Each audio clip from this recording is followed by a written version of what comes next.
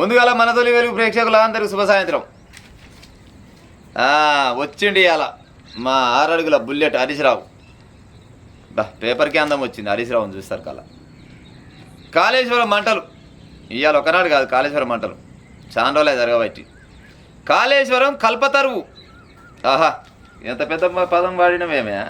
మీ మామ చెప్పిండా లేకపోతే మరి నువ్వే చెప్తున్నావు, నాకైతే తెలియదు. కానీ ఇగో పెద్ద గ్రాఫ్ పేపర్ వేసింది దాని మీద. కాళేశ్వరం ప్రాజెక్టు గీడు ఉంది, మేడిగడ్డ గాడు ఉంది, గది గీడు ఉంది, నీళ్ళు గీడికెళ్ళి గాడ దుంకుతాయి, గడకెళ్ళి ఇంకో గడిపోతే ఇట్ట తిరిగి దాన్ని పెద్ద ఒక గ్రాఫ్ వేసిండు చెప్తుండు. మాకు గయ్యాన్ని ముచ్చట సంబంధం లేదు, సూటిగా అడుగుతున్నాం ముచ్చట. హరీశ్రావు గారు కాళేశ్వరం కట్టింది వాళ్ళు అంటే మే ఇంటి వాళ్ళు అని చెప్పారు. ఇదంతా జనాలు అనుకోరు, భారతదేశం మొత్తం అనుకోరు. కాళేశ్వరం కట్టిందే మేమని అన్నారు. మరి కట్టేటప్పుడు ఏం చేసిరు? సంవత్సరానికి ఎంత 150 టీఎంసీల నీళ్ళు ఏమో బయటకు తీసుకొస్తామని చెప్పారు. ఈ 4 ఏళ్ళల్లో కాళేశ్వరం కట్టినాక 4 ఏళ్ళల్లో మొత్తం పట్టుకొచ్చింది ఏంటంటే 160 టీఎంసీల నీళ్ళు పట్టుకొచ్చింది. గంతకంటే ఒక్క సుక్క కూడా ఎక్కువ రాలే. మరి దానికి పెట్టుబడి ఎంత పెట్టిరు? స్టార్టింగ్ ఏమో 60,000 కోట్లు అన్నారు. తర్వాత మళ్ళీ ఎక్కడ వచ్చింది మళ్ళీ అని మళ్ళీ 80,000 కోట్లకు అడిగిపోయారు. ఆ తర్వాత 1,00,000 కోట్లు దాటిపోయింది. ఈ అన్ని ఏడికెళ్ళు మనం సంపాదించి పెట్టిన తెలంగాణ ప్రజలు సంపాదించి పెట్టిన పైసలు, లేకపోతే ఆల్రెడీ నిల్వ ఉన్న పైసలకెళ్ళి తీసి పెట్టాయి కావు, అప్పులు తీసుకొచ్చి మరి పెట్టిరు మిత్తికి. ఆ పాపం బయటికి తీసుకొచ్చి ఆ పైసలన్నీ మళ్ళీ తర్వాత తెలంగాణ ప్రజల నెత్తి మీద వేసి మళ్ళీ గుంజీరు పైసలు. అవునా కాదా? కాళేశ్వరం కట్టింది వాళ్ళంటే మేమే కట్టినాం, మా మామ కట్టిండు, నా బామ్మడిది కట్టిండు, నా మరదలు కట్టిండు, నేను కట్టినా అని చెప్పుకోరు ఫస్ట్. ఇవాళ ఏమంటారంటే కాళేశ్వరం మొత్తం మేడిగడ్డ మొత్తం మంత్రివర్గ నిర్ణయమే అని చెప్తారు. ఏ మంత్రి మాట విన్నరే అలా మీరు? ఏ మంత్రి మాట విన్నారు? ఏ ఎమ్మెల్యే మాట విన్నారు? ఓన్ మాట విన్నారా మీరు? మీ మామదేనా మొత్తం పెత్తాను, నీదేనా మొత్తం పెత్తాను, నీ బామ్మడిదేనా మొత్తం పెత్తాను, నీ మరదలదేనా. మీ నలుగురు కాక మెగా కృష్ణారెడ్డిది అసలు పెత్తాను. మీరే కదా దాన్ని చేసుకొచ్చింది. ఇవాళ చెప్తారు ముచ్చట, మేము కాళేశ్వరం పాడ ఇట్టాయి. సరే, కాళేశ్వరం కూలిపోయింది. మరి కూలిపోయినాక ఎందుకు కూలిపోయింది అని అడగరా? 2 మందాలు ఇల్లు కట్టుకుంటేనే దానికి పెసులు చూసిపోతే ఏం రా మేస్త్రి, నువ్వేం మనిషివా, లేకపోతే నువ్వేం మనిషి, ఏం పని చేసావురా నువ్వు? గిట్టట ఇల్లు కూలిపోతుంది, ఎటు గిట్టట ఇల్లు నీళ్ళు కారుతున్నాయని ఒక ఇంటి ఆయన అడుగుతారా? అడగడా? మరి గసవంటిది గత పెద్ద బ్యారేజీ, గత పెద్ద కాళేశ్వరం ప్రాజెక్టు మొత్తము అది ఆగమవుతుంది అని అంటే దానికి 4 రోజులేమో నా మామ చేసిండు అంటాడు, 4 రోజులేమో నేను చేసినవి. ఇవాళ అది ఖరాబ్ అవుతుందనగానేమో నాకే పాపం తెలియదు. అది మొత్తం మంత్రులు అందరం కలిసి అందరం ఏది కూర్చొని మాట్లాడుకున్నాం. ఆయన కూర్చొని మాట్లాడుకొని మేమందరం ఒప్పందం చేసుకున్నాకనే కాళేశ్వరం ప్రాజెక్టు మొదలు పెట్టినామని అంటుంది. మరి ఆయన ఎందుకు అనరైతురే? అచ్చా అయితే హం, ఖరాబ్ అయితే తుమ్.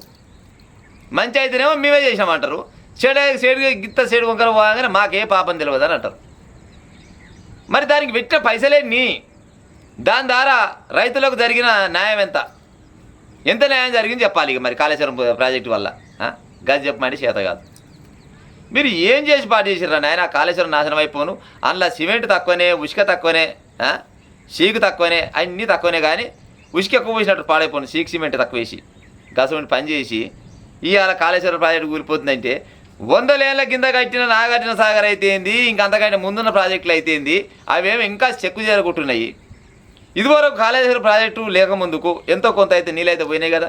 ఇవాళ మీరు కట్టినాక మరి ఎంతమంది రైతులు బాగుపడరు? అది చెప్పరు, అది అసలుకే చెప్పరు. ఎందుకు చెప్పారంటే మేము కట్టినాం, మీరు కట్టిరు కరెక్టే, మరి కట్టింది ఎందుకు కూసిపోయింది? మీరు మొదటి కట్టకమే కట్టిరు, మీరు మగపిల్లని కట్టకమే కట్టిరు, మరి నీళ్ళు ఎందుకు అట్లా లీకేజ్ అవుతున్నాయి? గంత పెద్ద ప్రాజెక్టు కడితే ఏ ఒక్కడు అడగడేమో పాడైపోను. మీరంతా ఇది బెల్లం కొట్టిన రాళ్ళలో ఉన్నారు అంటే అన్ని పార్టీలలో ఇంట్లో కమిషన్ ఉన్నది.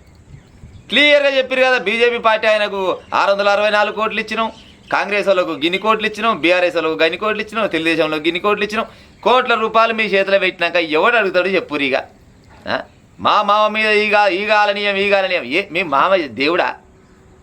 మంచి చేస్తే దేవుడు అవుతాడు, గిట్టోడు లంగ పని చేస్తే దేవుడు ఎట్టు అవుతాడు చెప్పురి? ఇప్పుడు మీ మామ మీద ఈ కాలనీయరు అంటారు, కరెక్టే. ఈగెందుకు కాలుతుంది ఆయన మీద? కానీ మరి తప్పు చేసినప్పుడు మరి చట్టం అడగాలన్నా వద్దా? అయితే మీకైతే ఒక న్యాయం, ఇంకోనికైతే ఇంకో న్యాయమా? మా కాదు కేసీఆర్ మీద కుట్రపూరితమైన కక్ష సాధిస్తారు.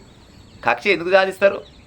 ఒకవేళ కక్ష సాధించారనుకో, మీరు అచ్చమైన పిలగాలి అయ్యారనుకో, చెప్పాల ముచ్చట, మేము గత పెద్ద కాళేశ్వరం ప్రాజెక్టు కట్టుకొస్తే మమ్మల్ని ఉత్త పుణ్యానికి బదనాం చేస్తురేవురా అని ఎందుకు అడగరు? అరే పోలీసు వాళ్ళకు ఇప్పుడు మిమ్మల్ని కొనపోయి విచారించాలి, వాళ్ళకి ఏం పని లేదా? ప్రభుత్వానికి ఏం పని లేదా? కేంద్ర ప్రభుత్వం కూడా చెప్పింది కదా, మీది మొత్తం అది బక్వాస్, అది మొత్తం అది జనాల ముంచే ప్రాజెక్టే, అది దాని పుణ్యమాట లక్షల కోట్ల రూపాయలు మొత్తం నాశనం అయిపోయినాయి అని చెప్తురా లేదా? మరి ఇంతమంది చెప్పాక మరి ఓన్లీ బీఆర్ఎస్ పార్టీలోకి ఒక్కరికి ఎట్లా నచ్చింది? అది చెప్పాలి కదా ప్రజలారా. ఏమైనా ఆ కాళేశ్వరం ప్రాజెక్టు పుణ్యమాట బతికింది ఒక ఐదుగురు: కేసీఆర్, కేటీఆర్, కవితమ్మ, హరీష్ రావు, మెగా కృష్ణారెడ్డి. ఆ తర్వాత వీళ్ళైతే గట్టిగా బతికిరు. ఆ తర్వాత దాదాపు ఉన్న తెలంగాణలో అన్ని పార్టీలు, సోటమోట పార్టీలు, తెలంగాణ కాదు ఆంధ్రప్రదేశ్లో ఉన్న ఊరికి అయ్యముగ్గురు తొమ్మంట్లు ఊరు లేని అదేంది ప్రజారాజ్యం, అది ప్రజారాజ్యం కాదు, అదేదో ఉంటే పవన్ కళ్యాణ్ పార్టీ పేరు, సరే ఆ పవన్ కళ్యాణ్ పార్టీ చాలా నా పేరు నాకు దోస్తుంది, కానీ పవన్ కళ్యాణ్ పార్టీకి కూడా పండే ఇచ్చినాడు మెగా కృష్ణారెడ్డి. ఏం ఎకరెక్కించారో మెగా కృష్ణారెడ్డి పోయి, నువ్వు ఏం ఎకరెక్కించినావు పటేల ప్రజలు అంటే, నేను చేసే లంగా దొంగ పనులు మొత్తం దాచిపెట్టూరి, ఏడ బయట పెట్టకూరి, నేను గిట్నే పోయి చేసుకుంటూ పోతా, జనాల సొమ్మేనా మీ సొమ్మేమైనా అవుతుందా? మందివే నెత్తులు మందివే కత్తులు కొరుడే నవ్వుంత అన్నట్టు కొరిగి ఏడు కాడికి ఆగం చేయించి నిండా 4 ఏళ్ళు కాకముందుకే పిల్లలు చూసిపోతే మీరేం కట్టుకం కట్టిర్రా? దరిద్రం కట్టుకం పాడైపోను.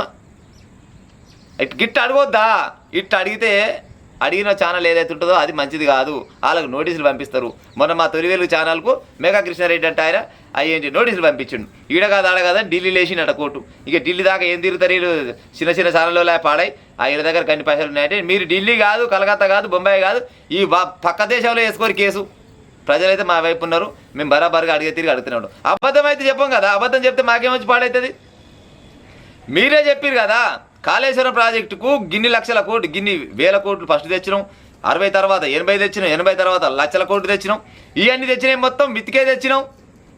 గన్ని పైసలు మితికి తీసుకొచ్చి ఆ అప్పు చేసిపోతే ఇవాళనేమో రేవంత్ రెడ్డి అంటాడు, ఈ అమ్మాయి తెలంగాణ పాడైపోయి, ఈ తెలంగాణ ఏది కాంగ్రెస్ ప్రభుత్వం అధికారంకి వచ్చినాక పాడైపోయి ఎవడు చేతిలో పోసే కాలం లేదు, మన పేరు చెప్పంగానే చెప్పులెత్తుకపోతట్టు రానే మీరంటారు. మరి అనగుట్టి ఏం చేస్తారు? గత ప్రభుత్వంలో చేసిన అప్పులు ఎన్నో కొన్ని తీరితేనేమో ఓడన్నా రేపన్నాడు దారి చక్కగా ఉంటుంది. నువ్వు ఇచ్చినోడు దావాల పత్రాలు తిరగాలన్నట్టు ఇది తీసుకున్న కాడ తీసుకున్నట్టు ఇదేనే మళ్ళీ అటు ₹1 కూడా కట్టమవుతుంది. మరి ఓడిస్తాడు మన చేతిలో ఓడిపోసే కాలం ఉంది. ఎవడు పోయాడికి ఇది ఎందుకు పోస్తారు? ఇచ్చినోడు మాత్రం అని పైసలు కావు, పెంకిసులు అయ్యామన్నా ఆ పెంకిసులు అయినా కానీ లెక్క పెట్టేగా ఇచ్చేది. మరి ఆని పెంకిసులు ఆయనకి ఇవ్వాలి కదా, ఎట్టిస్తారు? మొత్తం ఈ 10 ఏళ్ళు మేము చేసినాం బంగారు తెలంగాణ అంటే మీరు నాశనమైపోను. బంగారు తెలంగాణను కాస్త బరబత్తల తెలంగాణ చేసి ఆగం జగన్నాథం చేసి పెట్టారు. ఇవాళ మేము కట్టామంటారు. మేము కట్టినామని కొన్ని రోజులు అన్నారు, ఇవాళ ఏమంటారు అందరం కట్టినాం. మరి అందరం కడితే రేవంత్ రెడ్డి పటేల కాళేశ్వరం ప్రాజెక్టులా ఎవరెవరైతే అవినీతి చేసిరో అంటే పాడైపోయి ఈయన దానికి స్పందించకుండా వచ్చు. ఎందుకంటే అందులో వీళ్ళకు కూడా కొంత ఫండ్ ముట్టింది, ఆడు ఓపెన్గా మన పేపర్కి అంత పెద్దగా ఇచ్చే కదా. సరే ఫండ్ అంటే అన్ని పార్టీలకు ఇచ్చినట్టు మీ పార్టీకి ఇచ్చిండేమి ఇస్తే ఫండ్, కానీ అధికారులు ఉన్నావు కాబట్టి వీళ్ళందరినీ బయటకు గుంజే ఉపాయం చేయి. కర్మజాలి రేవంత్ రెడ్డి పాడ ఎందుకు ఇచ్చి పెడుతున్నా నాకు అర్థమవుతలేదు. అదే మూడోసారి కనుక రేవంత్ రెడ్డి ఓడిపోయి మళ్ళీ కేసీఆర్ గెలిస్తే ఈ రేవంత్ రెడ్డి అంటే ఆయన కొనిపోయి ఆ ఓటుకు నోటు కేసులో ఎప్పుడు లోపడేస్తున్నావు, కానీ మరి పాడైపోను ఈయనకాయనకి ఏమి లోపల పాడైపోను సోపతి పాడైందో ఏమన్నా అంటే ఆయన ఇన్ని కోట్ల అవినీతి చేసిండు, అన్ని లక్షల అవినీతి చేసిండు, కోట్ల రూపాయలు అవినీతి చేసిండు అని చెప్తుండు, కానీ బయటికి తీసుకొచ్చే కాలం లేదు, బయటికి తీసుకొచ్చి లోపడేసే కాలం లేదు. పాడైపోను. మరి మీరంతా లోపలంగా మీరంతా ఒకటే గూటి పక్షులు ఉన్నట్టుంది. ఆయన ప్రజలారా కనీసం మీరన్న బుద్ధి చెప్పి ఉపాయం చేయరు. ఈ కాళేశ్వరం ప్రాజెక్టు మీద ఎట్ట ముందర పోతే ఎట్ట ముందర పడతాం అనేది ఇక మీ కామెంట్ రూపకంగా చెప్పు. ఇక ఉంటా మరి.